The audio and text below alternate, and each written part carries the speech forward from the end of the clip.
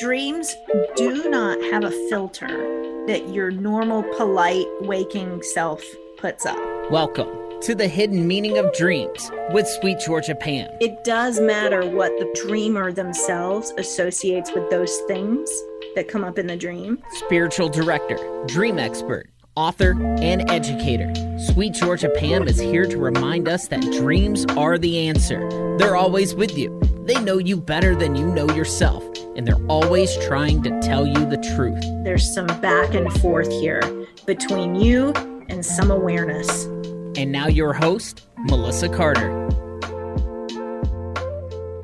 SweetGeorgiaPam.com is the website where you can go to and find out all about Sweet Georgia Pam. She makes me laugh off air. She has, and on air too, she has a guide called 6 Nights to Better Dream Recall that's free there at SweetGeorgiaPam.com if you're having trouble remembering your dreams. And she's available on social media at Sweet Georgia Pam. So I'm excited for today because we have another guest. Pam, I'll let you take it away. Oh my gosh. Thanks, Melissa. I appreciate that. Yeah, we have a lot of fun on this show. So I hope our listeners are having as much fun as we are. And yes, we have a fun friend joining us. This is Cara Dempsey. Cara is a certified coach who specializes in something called human design, which I'm going to let her explain for us, cycle vitality, and astrology. And Cara has her own podcast called Floductivity. And she and I connected on TikTok, and we are fast friends now. So, Cara, I'm going to let you take it over and just give us a little snippet about you. Yeah. Hi, I'm Cara. Thank you so much for having me on this podcast. I am so grateful. Ultimately, I created this concept, Floductivity, and it's just understanding how someone operates as a person. And it helps them create the life of their dreams and live with purpose and ease. With that, with my coaching, we focus on their goals. I teach them and coach them to learn to live in alignment. And then they become omnipotent in their life and they attract all the things that they want and their desires.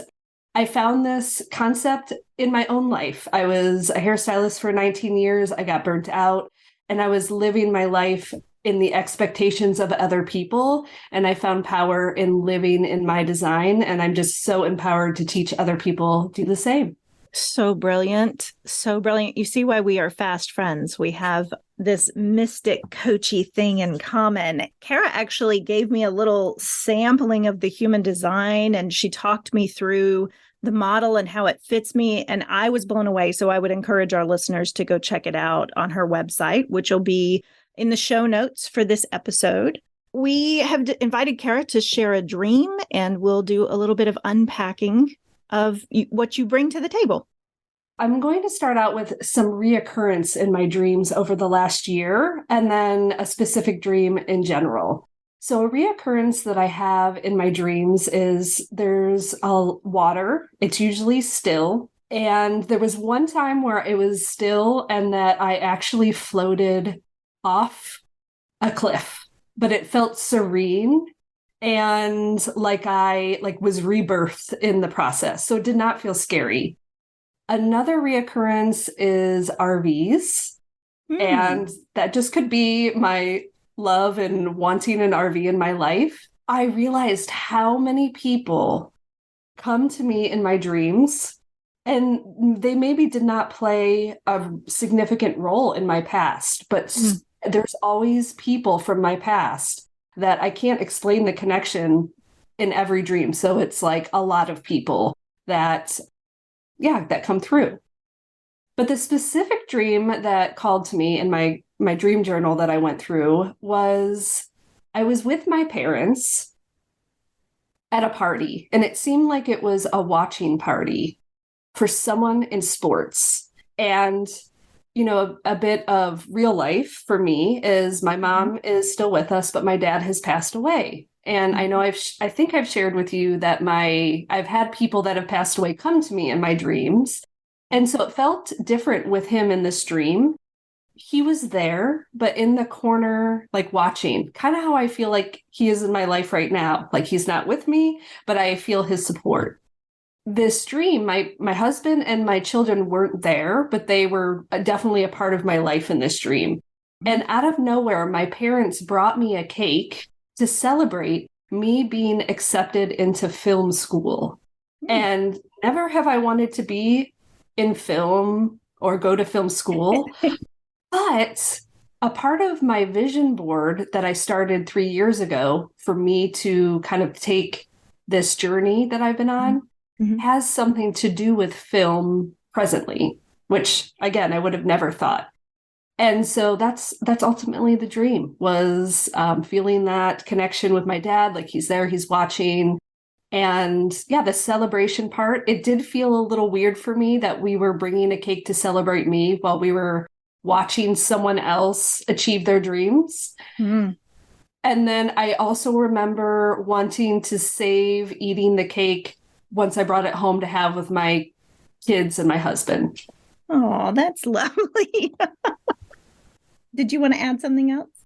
I think that's it. I think that's everything. Okay. Yeah. What a very, it sounds like, good dream. Were there any emotions that were other than positive in this dream that you can, like, if you sort of track through your emotional experience from start to finish in the dream? It felt good. I think the only thing was the fact that there was a cake for me when we were there celebrating someone else. That made me feel uncomfortable, but I was still appreciative of, I guess, my parents wanting to celebrate me in a moment like that. Sure. For clarification purposes, I want to understand, you said your dad was sort of off to the side, but then you said your parents brought you a cake. So did it shift in that part of the dream where they were both present? It really felt like he was just like in the shadows. In the shadows. Yeah, but like in a good way, not like creepy. Sure. Yeah. Being a support person from afar. Okay. Part of doing dream work is for me to get as detailed as possible of an image of this dream. So can you describe the cake to me? We all want to know what the cake was like. Yeah. So the cake was, I feel like it was a standard sheet cake. And this is just me going off of, like, I did not describe it in my dream journal. So this is just me trying to connect with it. I felt like it was white with blue writing, kind of like cursive, scrolly looking. And, that you bring that up, there was a cake that I really loved as a child that, like, I maybe had once or twice for birthdays, and that's what's coming through. And so it was more of like that taste that I really, that I loved. Yes. Oh, what a special connection. That is the benefit of when you're doing dream sharing, just for our listeners. If you ask questions and elicit more details, it can really trigger the dreamer, just like you're doing right now, Cara, to step fully into the dream and to start going. It actually reminds me of this new piece of information. So now when we move into trying to figure out the meaning, we are now going to be able to layer that childhood memory and that experience onto this. Just real quickly, because this is how my brain works, I'm going to throw this in before I backtrack to the rest of this dream.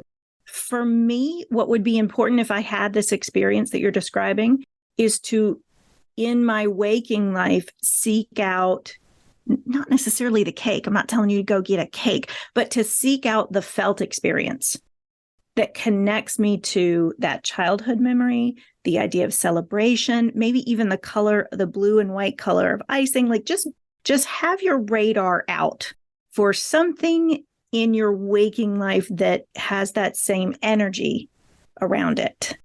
Yeah. Does that make sense? That. Yeah. Yeah. The piece that you shared about they're celebrating me when we are there to watch somebody else. The way that you described it is it's sort of somebody else's moment. And I feel a little guilty receiving praise at the same time or celebration at the same time. That would be something to reflect on in waking life. I had that conflict for myself. And if that is a true conflict, you can reflect from a waking state on how do I want to deal with that? Is that okay? Should I not feel guilty about that? Can we have a shared experience? That kind of thing. And here's the other thing that's coming through, and then I'm going to let you reflect a little bit back. And that is, there's a difference for me in the detail. There's a difference between a large sporting event and wanting to take this cake home and have an intimate moment, an intimate event with your family. to me, what that might remind me of is these big visions of my goals in life outwardly in the world, the work I want to do, the good work I want to do in the world, and wanting some of that special recognition to be reserved for being in the intimate relationships of my family. Yeah. So how does any of that resonate for you or land for you? Yeah. Well, just talking about the difference between taking away from someone else's celebration. I feel like I've had things like that happen to me in the past, and that didn't feel good to me, whereas I wasn't feeling like I was getting my moment.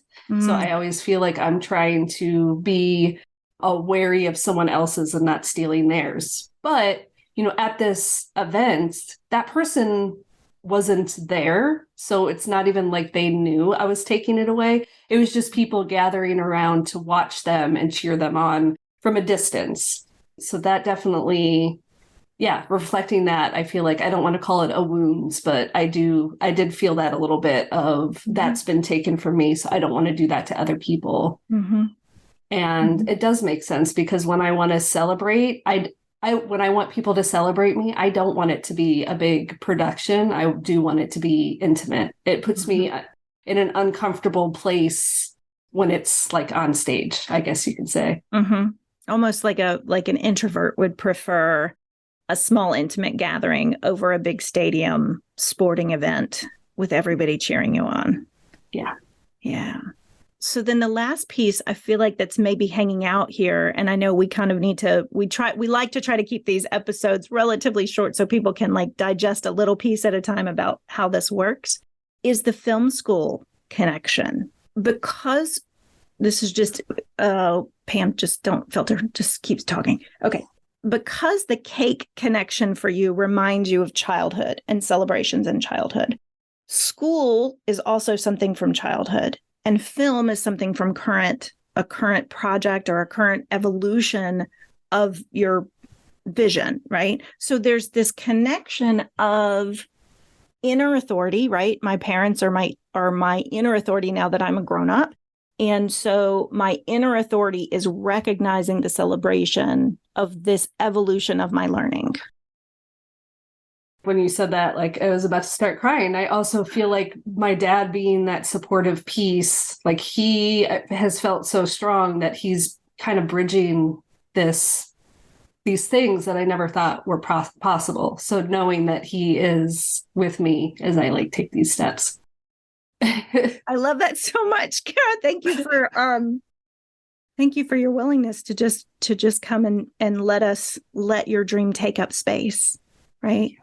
So when we unpack something that feels deep and truthful, like you're sharing now, my best piece of advice is just to let it simmer. Just let it take up space today.